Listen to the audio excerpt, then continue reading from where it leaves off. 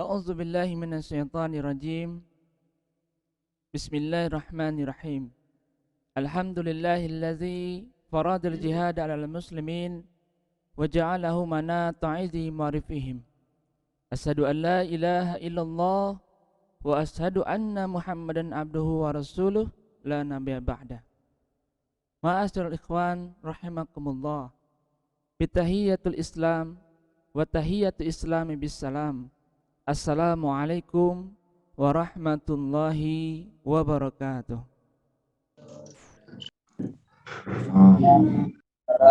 Waalaikumsalam warahmatullahi wabarakatuh. Anak-anak sekalian yang dirahmati Allah Subhanahu wa taala, alhamdulillah berjumpa kembali pada matrikulasi khususnya serial tentang adab. Alhamdulillah ana bersyukur kepada Allah bisa bersilaturahmi dengan antum semua yang ada di rumah. Mudah-mudahan hadirnya kita pada malam hari ini bisa menjadi wasilah diampuni dosa-dosa kita semuanya insyaallah. Dan kita berdoa kepada Allah mudah-mudahan dimudahkan dalam mencari ilmu dan dimudahkan dalam menjalankannya, dimudahkan dalam melaksanakan, dan mudah-mudahan yang kita kejar adalah keridhaan Allah Subhanahu wa taala. Ibu fillah rahimakumullah, anak-anak sekalian yang dirahmati Allah Subhanahu wa taala, kalau kita bicara adab, sebelum ana masuk ke materi, adab itu adalah nilai kemuliaan yang didapat oleh seseorang dari hasil pendidikan, pengajaran. Artinya, ketika kita tidak belajar adab, maka tidak mungkin kita akan menjadi orang yang beradab. Berbeda dengan akhlak. Akhlak itu adalah nilai kemuliaan yang didapatkan oleh seseorang yang itu hasil atau buah dari ibadah kepada Allah Subhanahu wa taala. Jadi sangat berbeda antara adab dan akhlak. Maka alhamdulillah Asifa mempunyai program khususnya untuk kelas 10 matrikulasi serial adab. Untuk pembahasan pada malam ini kita akan berdiskusi tentang bagaimana adab meminta izin. Kita paham dari kata manusia saja, al-insan. Dalam Al-Quran disebutkan ada 65 kali disebutkan. Ya. Al-insan mempunyai kata atau akar kata yaitu anasa. Apa itu anasa? Anasa setidaknya mempunyai 3 arti. Yang pertama adalah absoro. Apa itu absoro? Absoro itu adalah bahwa manusia mempunyai potensi untuk apa? Untuk menganalisa, mengamati dengan kesungguhan. Itu potensi kita sebagai manusia. Kemudian setidaknya anasa itu berarti alima. Apa itu alima? Berpengetahuan. Jadi manusia diberikan oleh Allah kesempurnaan yang berbeda dengan makhluk yang lainnya, khususnya dengan binatang, yaitu berupa pengetahuan. Kemudian setidaknya anasa itu berarti apa? Al-istidana. Apa itu al-istidana?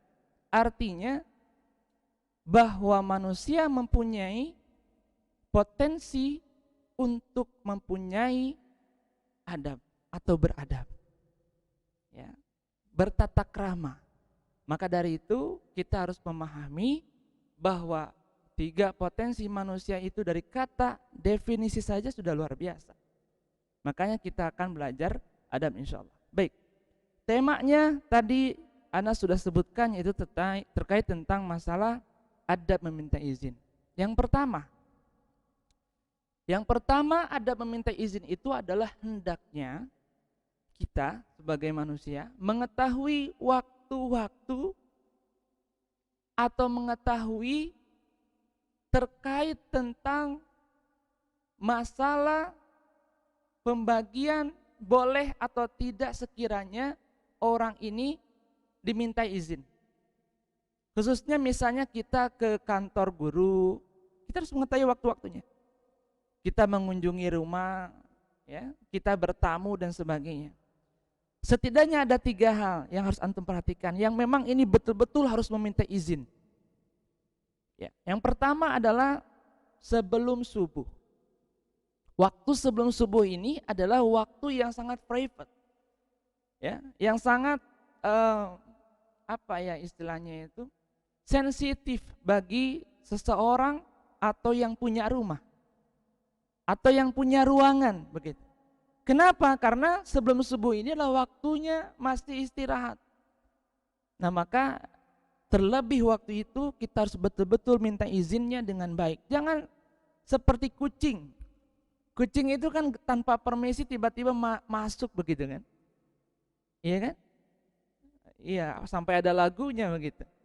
Tiba-tiba masuk nyolong ikan dan sebagainya. Nauzubillah. Nah, itu bukan itu bedanya binatang dengan manusia, maka jangan sampai kita seperti binatang. Nauzubillah.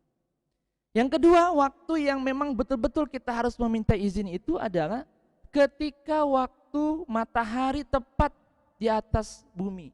Maksudnya adalah ketika siang hari bolong begitu. Ya.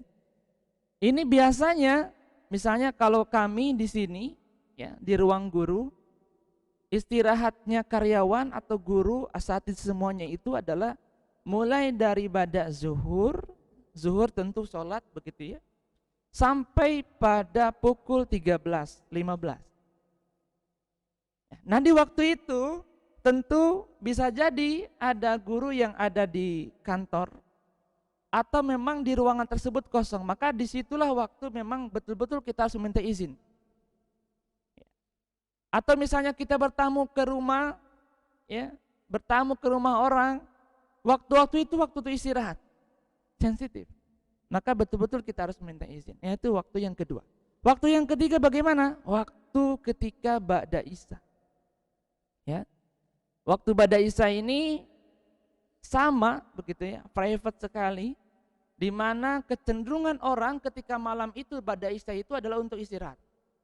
Untuk waktunya pribadi sekali. Maka hindarilah, makanya menurut kaidah Islam, ya, tentunya dengan perintah Nabi Muhammad SAW, tidak dibenarkan, ya, dianjurkan sekali begitu untuk tidak melakukan bertamu begitu ya, ketika ba'da isya. Gitu. Kecuali memang betul-betul urgent. Betul-betul penting. Ya. Apalagi mungkin misalnya ketika ibu antum, ayah antum, abi antum, bunda antum, ya, ketika sudah masuk ke kamarnya, kita betul-betul harus meminta izin. Tidak boleh asal masuk walaupun itu adalah orang tua kita. Atau misalnya kakak kita yang sudah menikah, ya, ba'da isya itu tidak boleh kita sembarangan untuk masuk. Kita harus betul-betul minta izin. Dan tadi sesuai dengan arahan Rasulullah SAW, kalau bisa tidak bertamu ketika waktunya sudah ba'da isya. Nah, anak-anak sekalian, yang kedua, hendaknya kita harus mengetuk pintu, ya, ketika ada bertamu itu atau ke ruangan dengan pelan-pelan. Kita lihat hadisnya. Dari Anas radhiyallahu anhu meriwayatkan bahwasanya ia telah berkata, sesungguhnya pintu-pintu kediaman Nabi Shallallahu Alaihi Wasallam diketuk oleh para tamunya dengan ujung kuku. Hadis riwayat Bukhari di dalam Al-Adab Al-Mufrad dan disahihkan oleh Albani. Jadi dengan ujung kuku ini ingin menganalogikan bahwa saking pelannya begitu, saking pelannya. Tidak, ya, dengan misalnya mengepalkan tangan kita dor gitu. Nah, ini tidak dibenarkan. Tapi dengan seperti ini. Atau mungkin yang familiar ya gitu ya, di antara kita misalnya dengan seperti ini begitu ya, ketuk-ketuk pintu dengan pelan. Ya. Nah, yang kedua seperti itu. Dan yang ketiga bagaimana? Hendaknya kita harus mengucapkan salam begitu. Ya. Bagaimana salam yang sangat dianjurkan oleh Rasulullah, yaitu Assalamualaikum warahmatullahi wabarakatuh. Assalamualaikum 10 kebaikan. Ya. Warahmatullah tambah lagi 10. Wabarakatuh 10 lagi. Nah, kita lihat misalnya dari Rib'i berkata, telah bercerita kepada saya seorang lelaki dari Bani Amir, bahwasanya ia pernah minta izin kepada Nabi SAW di saat beliau ada di suatu rumah. Orang itu berkata, bolehkah saya masuk tanpa mengucapkan salam? Maka Nabi SAW berkata kepada pembantunya, jumpailah orang itu dan ajari dia cara meminta izin dan katakan kepadanya, ucapkan Assalamualaikum, kemudian bolehlah saya masuk. Hadis riwayat Ahmad dan Abu Daud, disahihkan oleh Al-Albani. Jadi anak-anak sekalian, begitu beradabnya Islam. Bahkan hal yang detail sekalipun dibahas oleh Islam. Ya, tadi ya, kita harus mengetahui waktunya yang pertama. Yang kedua terkait tentang mengetuk pintu harus pelan. Yang ketiga tadi harus mengucapkan salam. Gitu. Anak-anak sekalian, sebelum kita minta izin, ya, ketika memang sudah sampai 3 kali, maka hendaknya kita untuk pulang. Kalau misalnya lebih dari 3 kali tidak ada sahutan, ya, sudah ketuk pintu tidak ada yang, biasanya kan kalau ketuk pintu suka ada di dalam ruangan itu, siapa, begitu tanya kan gitu.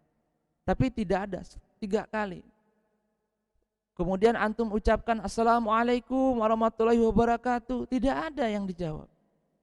Ya. Kalau misalnya yang penghuni rumah atau yang dalam ruangan itu sedang sholat, tentu ada 2 para ulama mengatakan ketika kita didatangi oleh orang di dalam ruangan atau dalam satu rumah, kita sedang sholat, bagaimana tandanya supaya kita bisa menyampaikan bahwa kita sedang sholat. Kalau akhwat itu menepuk dengan ininya, ya, mengepuk dengan tangannya, punggung tangannya ditepuk, itu menandakan bahwa beliau sedang sholat. Untuk ikhwan ada 2. Yang pertama mengucapkan subhanallah, gitu. Subhanallah. Ketika sholat mengucapkan subhanallah. Dibolehkan dalam fikih.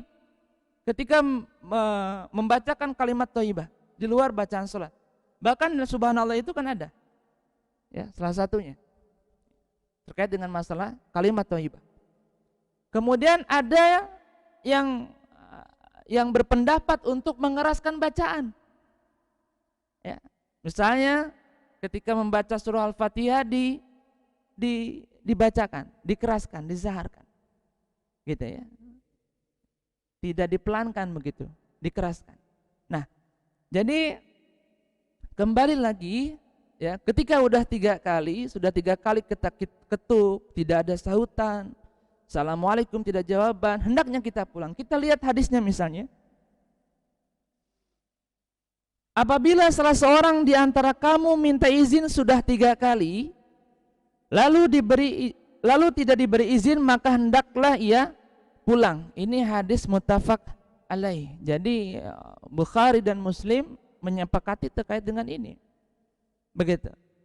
Termasuk ketika ini berlakunya bukan hanya ketika memang ruangan itu tidak ada rumah atau tidak ada sahutan dan sebagainya.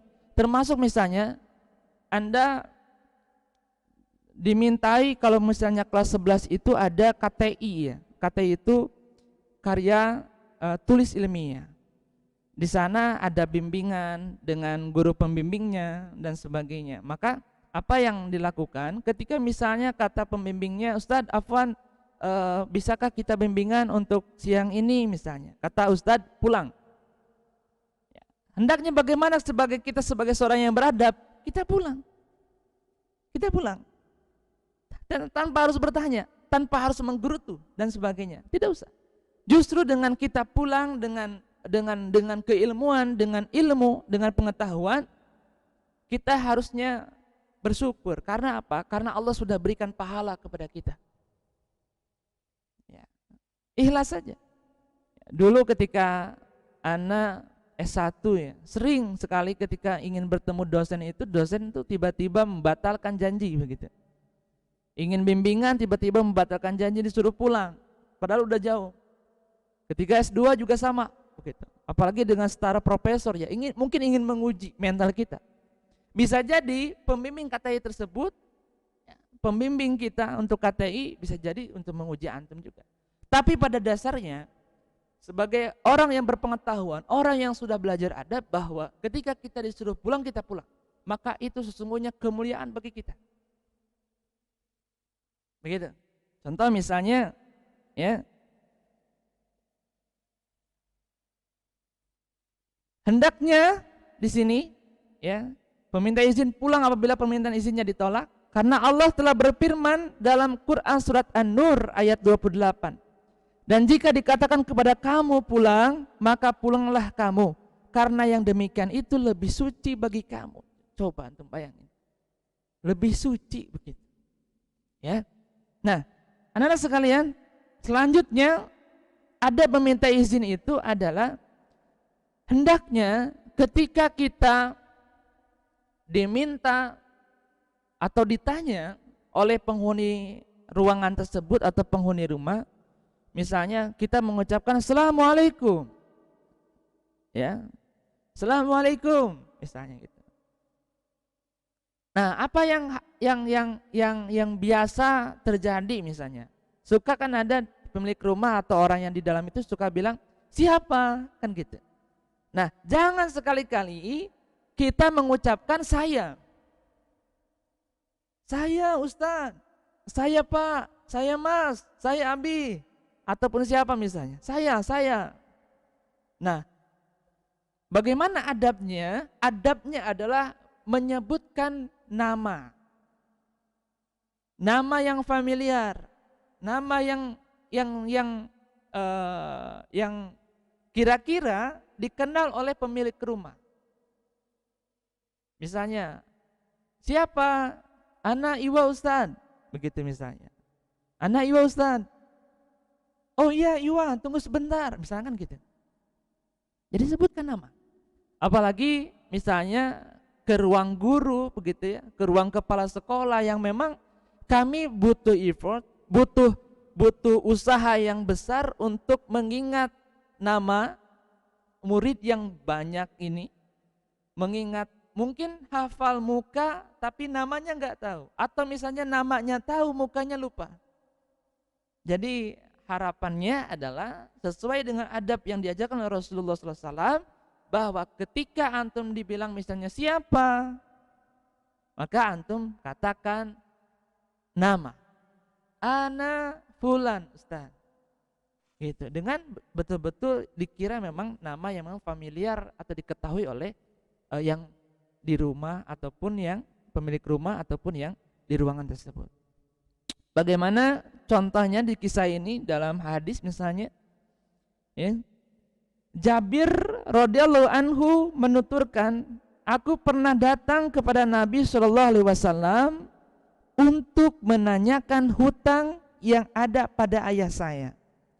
Maka aku ketuk pintu rumah Nabi lalu berkata, ya, ada sautan begitu, siapa itu? Maka aku jawab, saya. Maka Nabi berkata, saya, dengan nada yang tidak suka, muttafaq alaih. Sebutkan nama. Ya, fahim tuh? Ya, mudah-mudahan faham ya. Insyaallah. Selanjutnya anak-anak sekalian, dalam pemaparan atau kehendak Nabi Muhammad SAW terkait dengan adab ini, ya, ketika kita meminta izin, ya, hendaknya kita harus mengetahui yang namanya batasan. Ketika di ruangan tersebut ya, tidak ada sautan, ya, di ruang tersebut tidak ada sautan, hendaknya kita pulang. Jangan kita masuk tanpa izin. Misal, ya, misal saja misalnya ketika jam KBM di Ashifa, antum misalnya tidak ada gurunya, atau misalnya petugas piket memberikan tugas saja dan antum sudah selesai. Kemudian antum menggunakan waktu antum untuk pergi ke perpustakaan. Antum datang, tiba-tiba di sana menjumpai bahwa ketika antum ketuk pintu dan ucapkan salam tidak ada sautan. Petugas perpustakaannya misalnya sedang ke hamam, sedang ke toilet misalnya. Nah, maka apa yang antum harus lakukan ketika sudah belajar adab, maka jangan masuk. Kenapa? Karena di peraturan kami dalam BKI, buku komitmen integritas yang sudah mungkin kemarin disosialisasikan oleh para asatid, oleh para petugas, maka ketika jam KBM tanpa seizin guru piket, tanpa seizin guru mata pelajaran, tidak boleh memasuki perpustakaan. Itu tertulis secara jelas. Ya. Ketika pun misalnya sudah dapat izin, kemudian mengkonfirmasi kepada petugas, itu pun kalau ada petugasnya, kalau tidak ada tidak boleh masuk. Kemudian selain adab-adabnya tadi, ketika tidak ada orang di dalam atau petugasnya di dalam, maka tidak boleh masuk. Antum juga tidak boleh bawa tas, begitu. Tidak boleh memakai jaket, tidak boleh atau blazer ya ataupun yang lainnya. Ya, tidak boleh.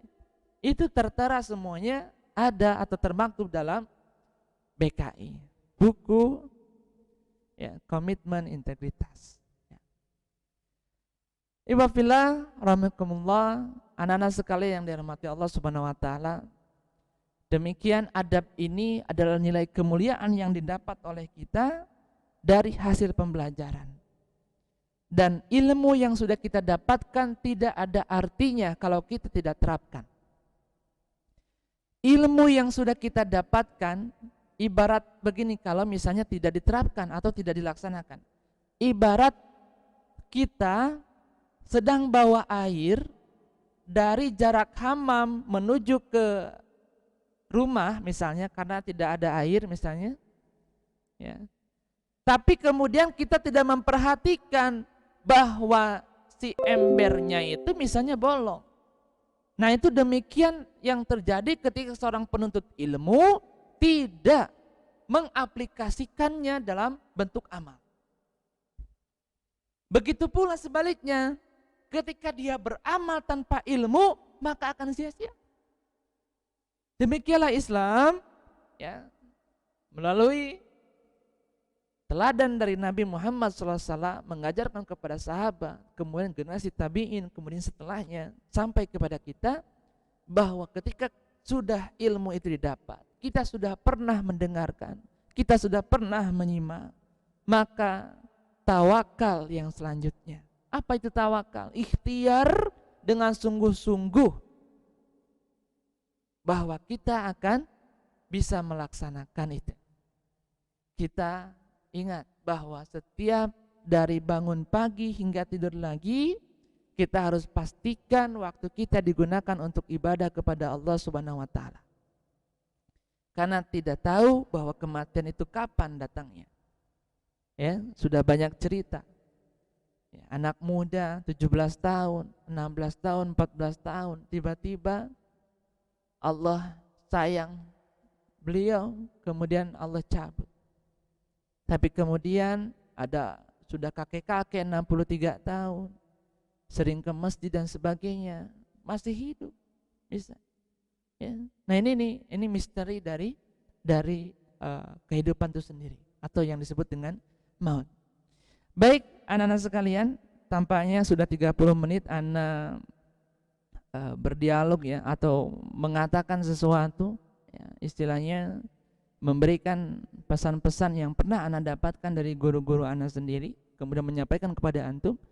Mudah-mudahan apa yang memang disampaikan ini bermanfaat khususnya kepada diri ana sendiri sebagai pemateri dan bisa melaksanakan apa yang diucapkan ataupun disampaikan, dan umumnya untuk antum semua bisa dilaksanakan. Dan ana tunggu antum semua di asrama. Mudah-mudahan lancar semuanya insyaallah. Ya. Kita tutup saja mungkin, atau ada tanya jawab dulu? Cukup? Cukup ya. Mudah-mudahan kita bisa aplikasikan, dan selamat beraktivitas lagi. Sebentar lagi akan ada azan Isya. Mudah-mudahan di penghujung hari ini, ya, di penghujung malam, ya, kita masih sempat berzikir kepada Allah, dan mudah-mudahan untuk besok kita masih dibangunkan oleh Allah SWT untuk diberikan kesempatan hidup untuk yang selanjutnya, sehingga ketika kesempatan itu kita harus betul-betul ya mendapati dengan kegiatan-kegiatan yang memang diridhoi oleh Allah SWT. Ya. Dan salam untuk kedua orang tua antum, keluarga antum, ya. Doakan mereka.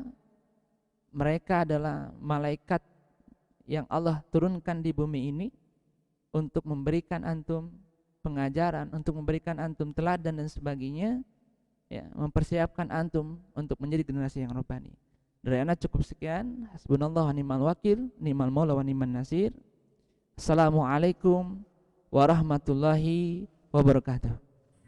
Waalaikumsalam warahmatullahi wabarakatuh. Assalamualaikum